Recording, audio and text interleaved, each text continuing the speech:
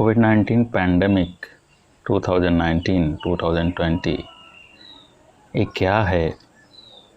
क्यों इतना ख़तरनाक है? लोग क्यों इतना डरे हुए हैं? कहाँ से शुरू हुआ और कैसे इसको रोक सकते हैं? खुद को कैसे बचा सकते हैं? आइए आज के वीडियो में जानने की कोशिश करते हैं।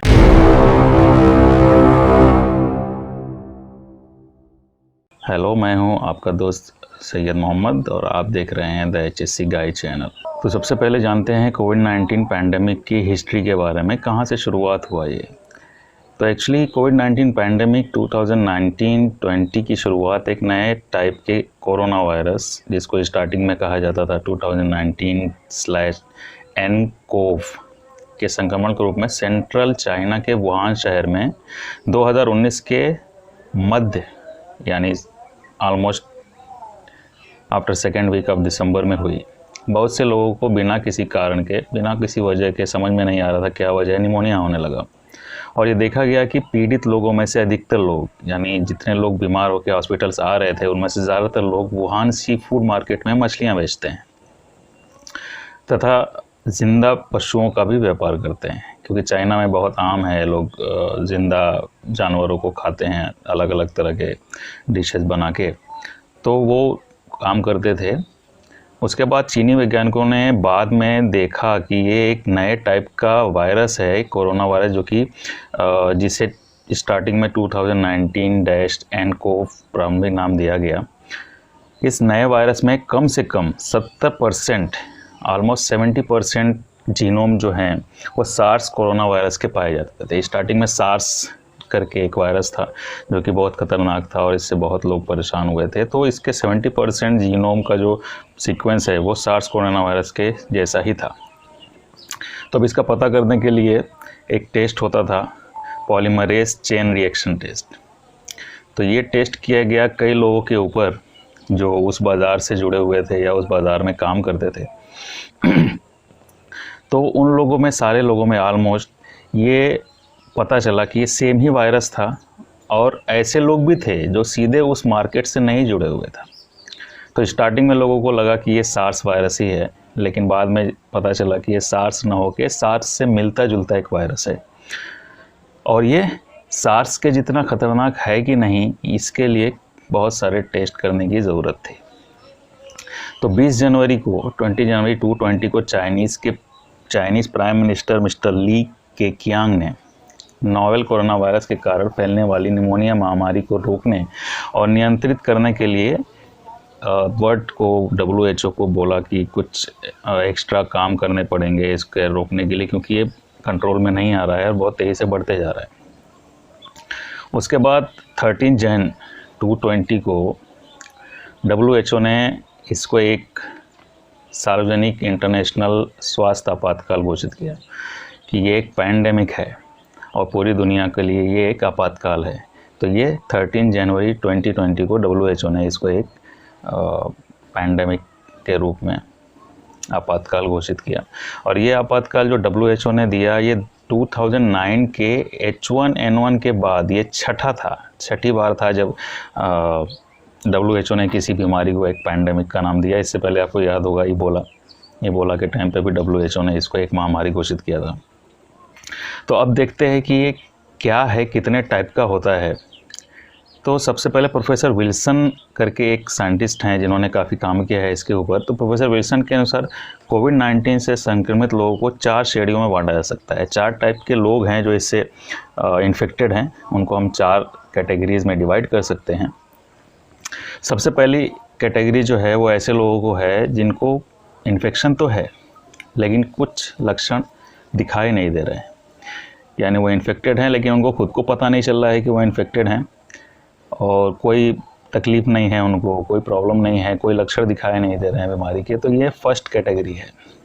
सेकंड कैटेगरी में ऐसे लोग आते हैं जिनमें जो ब्रीथिंग कैनाल है, जहाँ से हम सांस लेते हैं, तो ऊपरी हिस्से में, यानी ये जो गला है, इस गले के हिस्से में इन्फेक्शन होता है। ये सेकंड कैटेगरी है लोगों की। और इस स्थिति में जो लोग होते हैं, इस कैटेगरी में जो लोग होते हैं, उन लोगों को बुखार की प्रॉब्लम होती है, कफ हो जाता है, सिर दर्द होता है, कंजक्टिवाइटिस हो जाता है, जो आँख लाल होती है ना लोगों को, तो वो हो सकता है। और इस रोग के जो इस कैटेगरी में लोग आते हैं, ये होते हैं ऐसे लोग जो कैरी करते हैं बीमारी को एक जगह से दूसरी जगह, क्योंकि ये कफ का प्रॉब्लम है, छींकेंगे खांसेंगे तो इनकी छींकने और खांसने से ये वायरस फैलता है। ठीक है, तो ये सेकंड क्लास जो है ये थोड़ा सा डेंजर है फर्स्ट कैटेगरी के लोगों से।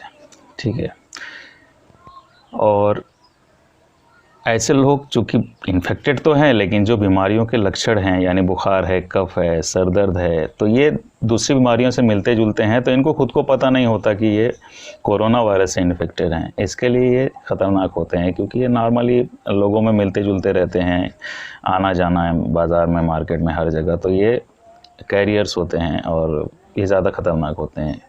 इसके बाद थर्ड क्लास में जो तीसरी श्रेणी है उसमें आते हैं जिनमें निमोनिया जैसे लक्षण होते हैं, यानी ये जो कफ है और बुखार है, ये अगले स्टेज पे चला जाता है और निमोनिया स्टार्ट हो जाता है। निमोनिया में सांस लेने में प्रॉब्लम्स होती है और निमोनिया के जो जनरल सिम्टम्स होते हैं वो सारे इनमें दिखाई देने लगते हैं और इन्हें अस्पताल में रहना होता है। ये तीसरी कैटेगरी है, जब आप घर पे नहीं रह सकते और आपको हॉस्पिटल में भर्ती होना पड़ता है।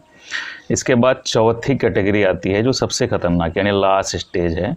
और निमोनिया जो होता है, थर्ड स्टेज वालों का निमोनिया, वो एक्सट्रीम कंडीशन में पहुंच जाता है और उन लोगों को बहुत ज़्यादा प्रॉब्लम्स होती है ज़िंदगी में, और ये लास्ट स्टेज है। इसके बाद बहुत कम चांसेस होते हैं रिकवर होने का। रिकवर होते हैं, लेकिन ये टोटली डिपेंड करता है आदमी के इम्यून सिस्टम के ऊपर। तो वुहान में, जैसे कि हम बात करते हैं, वुहान से शुरुआत हुई, तो सारे जो टेस्ट वगैरह हुए, सारे रिसर्चेज जो हैं वो शुरुआत वुहान से हुई। ठीक है, तो यहाँ पर भी वुहान में ये देखा गया कि जितने लोग पॉजिटिव आ रहे हैं उसमें से सिर्फ 6% लोग ऐसे हैं जो कि थर्ड और फोर्थ स्टेज तक पहुँचे। WHO के मुताबिक, WHO ने एक गाइडलाइन दी और उसमें उन्होंने बताया कि जो एल्डरली पीपल हैं, बूढ़े लोग हैं, या जिनको हाई ब्लड प्रेशर का प्रॉब्लम है, हार्ट के इश्यूज़ हैं, लंग्स एंड डायबिटीज़ के प्रॉब्लम्स है, ऐसे रोगियों में ये वायरस ज़्यादा ख़तरनाक है और ऐसे लोग बहुत जल्दी थर्ड और फोर्थ स्टेज पे पहुंच जाते हैं। तो कैसे होता है निमोनिया? अब देखते हैं कि निमोनिया होता कैसे है। तो कोविड-19 इन्फेक्टेड लोगों में कफ और बुखार होता है, जैसा कि पहले मैंने बता दिया। तो प्रोफेसर विल्सन ने बताया ऐसा कि एक रिस्पिरेटरी ट्री जो होता है, जो हम सांस लेते हैं और फेफड़े के अंदर जो ट्री, एक ब्रांचेस का एक सीक्वेंस जाल होता है, तो उसके अंदर जब ये वायरस पहुंचता है तो वो रेस्पिरेटरी लाइनिंग में ज़ख्म पैदा कर देता है, यानी उनको जाके थोड़ा सा हर्ट करता है और उसमें ज़ख्म पैदा हो जाते हैं। उसके बाद जब ज़ख्म पैदा हो जाता है तो जो हमारा बॉडी का फाइटिंग सिस्टम है बीमारियों से लड़ने का, तो वहाँ पे सूजन पैदा करता है अपने डिफेंड करने के लिए। तो जब सूजन पैदा करता है तो सूजन की वजह से प्रॉब्लम ये होती है कि इतना ज़्यादा सेंसिटिव हो जाता है हमारा रेस्पिरेटरी ट्रैक्ट कि धूल का एक कण भी अगर बदन के अंदर जाता है हलक के थ्रू तो कफ होने लगता है, बहुत ज़्यादा खांसी आने लगती है, ड्राई कफ होता है। हालत तब और बिगड़ जाता है जब ये लाइन को पार कर गैस एक्सचेंज यूनिट तक पहुंचता है। फेफड़े के अंदर गैस एक्सचेंज होती है, हमको सबको पता है कि ऑक्सीजन जाती है और कार्बन डाइऑक्साइड वहाँ से एक्सचेंज होकर बाहर आती है और ऑक्सीजन हमारे बदन के यूज़ के लिए जाता है। तो जब ये इन्फेक्शन एयरवे लाइनिंग से अंदर जाके गैस एक्सचेंज यूनिट तक पहुँच जाता है तो प्रॉब्लम हो जाता है, क्योंकि गैस एक्सचेंज यूनिट इन्फेक्टेड हो जाए तो फेफड़े के निचले हिस्से से जो एयर कैविटी है उसमें सूजन पैदा करने वाली जो लिक्विड है उसको ऊपर की तरफ पुश करने लगता है, जिसकी वजह से लिक्विड जो है इन्फ्लेमेटरी सेल्स फेफड़े में आने लगते हैं, जिसके परिणाम स्वरूप निमोनिया हो जाता है। इस कंडीशन में फेफड़ा ब्लड फ्लो से सफिशिएंट ऑक्सीजन नहीं ले पाता है और शरीर में ऑक्सीजन लेने तथा कार्बन डाइऑक्साइड के प्रभाव से बचने की क्षमता कम हो जाती है और ये निमोनिया का सीरियस स्टेज होता है। तो ये है कोविड-19 और क्या होता है, कौन से स्टेज होते हैं, इसके बारे में। तो अब हम बात करते हैं अपने देश के बारे में। भारत में कोरोना का पहला मामला 30 जनवरी 2020 को केरला में दर्ज किया गया था। ठीक है, जो कि वुहान से आए हुए कुछ बच्चे थे, कॉलेज स्टूडेंट, उनके साथ में वो बंदा आया था जिसको फर्स्ट कोरोना पेशेंट बोल सकते हैं इंडिया का। तो ये 30 जनवरी 13 जैन 2020 को केरला में दर्ज किया गया था पहला मामला। और आज 11 जून 2020 जब मैं ये वीडियो शूट कर रहा हूँ, इस टाइम तक 2,76,583 2,76,583 टोटल केसेस रजिस्टर हो चुके हैं इंडिया में, जिनमें से 1,35,206 लोग रिकवर हो चुके हैं। यानी रिकवरी का जो रेट है वो बहुत बेटर है, रिकवर हो चुके हैं। और 7,745 लोगों ने 7,745 लोगों ने कोविड-19 की वजह से अपनी जान गंवाई है। यानी कल से 10 जून से 11 जून के बीच में कुल 9,975 नए केसेस रजिस्टर किए गए। तो इससे आप देख सकते हैं कि कितना ख़तरनाक ये बीमारी है।